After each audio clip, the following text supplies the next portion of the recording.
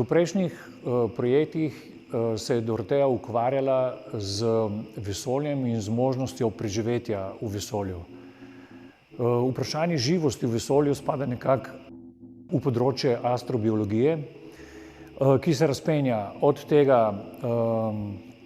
kako je možno zagotoviti neke osnovne pogoje za potovanje po vesolju, do tega, kako bi bilo možno vzpostaviti na različnih nebesnih telesih življenje oziroma odkriti življenje na teh planetih ali pa drugih vesoljskih telesih. V tem projektu je zanimalo predvsem zgodnje odkrivanje možnosti življenja in preživetja v telesu. In tukaj imamo možnost pogledati oziroma se seznaniti z različnimi vesoljskimi misijami, ki jih je bilo več kot 600, vsaj za tiste, ki vemo,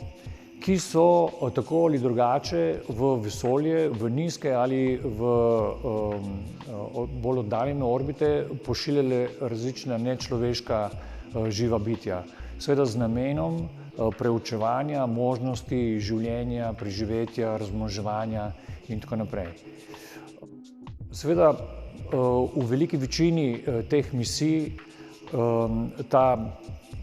živa bitja niso preživela in to je tudi en del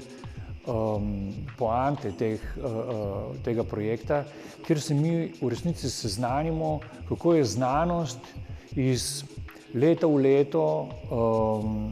pošiljala ta živa bitja pod zastavo seveda znanstvenega in tehnološkega napredka, ki zlagoma omogoča razvoj tehnologij, ki vendarle omogočajo preživetje v vesolju, ampak seveda za kakšno ceno.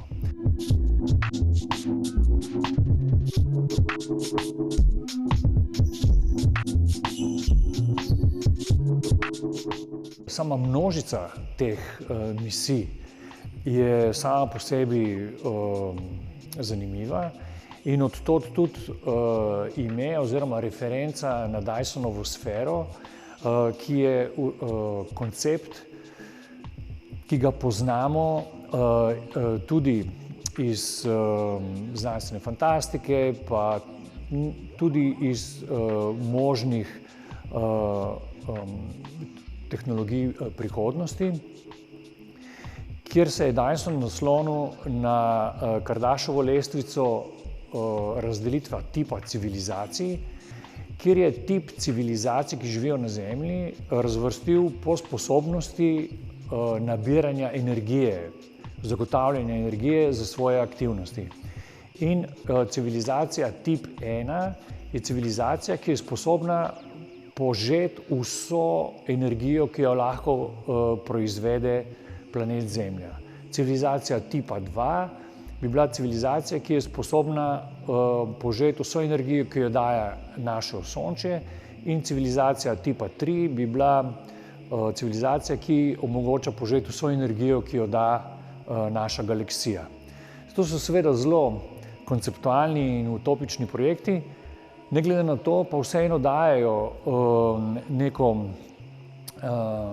merilo, kaj pomeni pogled na človeško civilizacijo skozi perspektivo energetske porabe.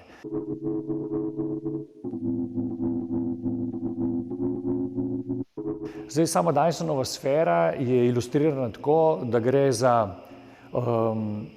obroč oziroma ovoj okrog zvezde, okrog Sonca, in ti planeti, ki ovijajo oziroma ti sateliti, ki ovijajo Sonce, potem pošiljajo energijo na Zemljo. In tudi tukaj v tej vizualizaciji imamo v bistvu eno tako sfero, ki je sfera teh križcev, ki nekako je tridimenzionalna, ovija planet Zemljo, se pravi različne orbite, ki omogočajo potovanje satelitom s temi živimi bitji okrog planeta. In vsa ta množica teh živih bitij na teh orbitah nekako spominjajo na ta na to Dysonovo sfero in na to tudi ime Dysonov vrt. Zdaj, sama izkušnja je taka, da obiskovalec stopi na to ploščad in na tej ploščadi ima en tak vmesnik, v bistvu sta dva ekrana občutljiva na dotik in s pomočjo teh dveh ekranov obrača ta Dysonov vrt, te orbite, to kroglo in na označenih križcih lahko izbira s pritiskom na posamezen križec, lahko izbira vpogled v posamezno misijo, kjer se potem na drugem monitorju odprejo informacije in kjer lahko prebere, katera misija je to bila, kateri organizem so poslali, kaj je bil ta študij in tudi na kakšen način oziroma kako je izgledala ta raketa oziroma satelit, v katerem je to potoval.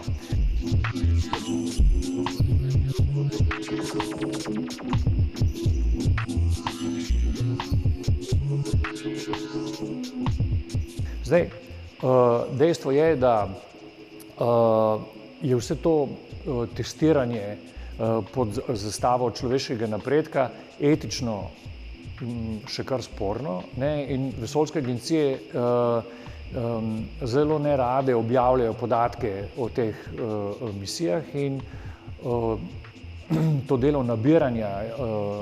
oziroma prebiranja teh arhivov je bilo kar zahtevno, podatki so zelo skopi, tako da je avtor za svojo skupino uporabljal za to rekonstrukcijo teh misij velike jezikovne modele, različne velike jezikovne modele. Skratka, napisali so eno zelo dolg ukaz, en zelo dolg prompt, oziroma 3 različne prompte, ki so iz teh zelo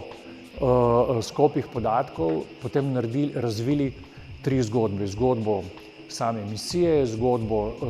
organizma in zgodbo samega plovila. Tako da imamo en tak dosti poetičen uvid v te misije, ki so kar izdatno opisane, ampak v resnici so vsi